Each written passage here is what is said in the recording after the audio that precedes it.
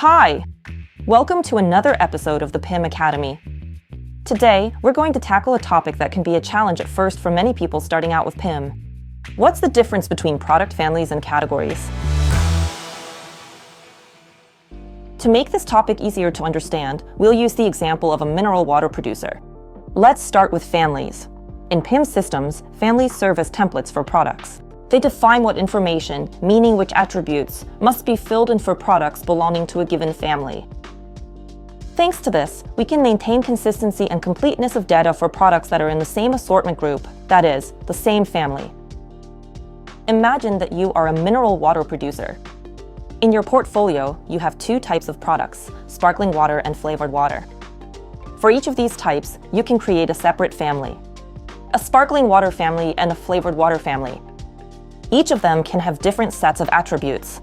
Some of the attributes may be shared, but some will be specific to a given product group. Here's what it might look like. In the sparkling water family, you might have attributes such as carbonation level, for example low, medium, or high. Bottle capacity, for example half a liter, 1 liter, or 1.5 liters.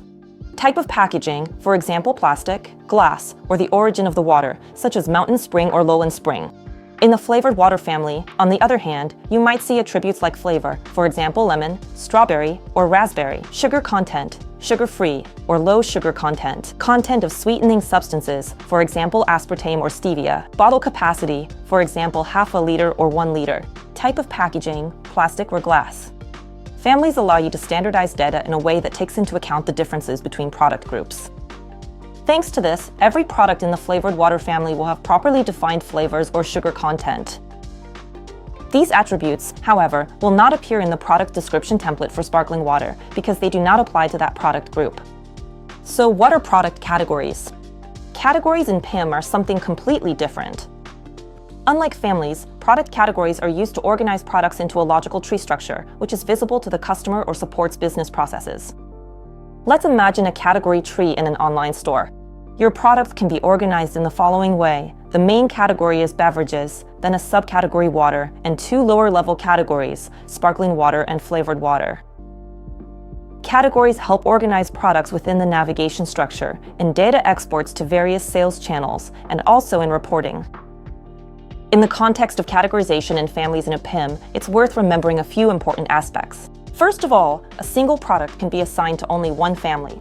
A product can have only one attribute template defined for completion. Secondly, a single product can belong to multiple categories. For example, mineral water, flavored, lemon, half liter can be assigned to the flavored water, promotions, and new arrivals categories. Thirdly, families help control data quality.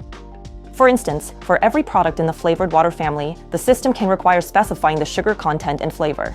Without this data, the product will not be approved and will not reach the required level of completeness. Fourthly, categories play a key role in the data export process, helping to organize products into the appropriate sections of online stores or marketplaces. In the PIM system, we can add several category trees, which will correspond, for example, to categories used in e-commerce as well as categories used internally within the company. To sum up, families define what information a product should have. These are templates and sets of attributes that a product adopts when it is assigned to a family. Families ensure consistency and quality of data in the PIM. Categories, on the other hand, organize products within a structure, making searching and navigation easier. I hope this episode helped you better understand the differences between a family and a product category. If you have any questions, we'll be happy to clarify the topic during a free consultation or answer your questions in the comments. Thanks for watching, and see you in the next episode of the PIM Academy.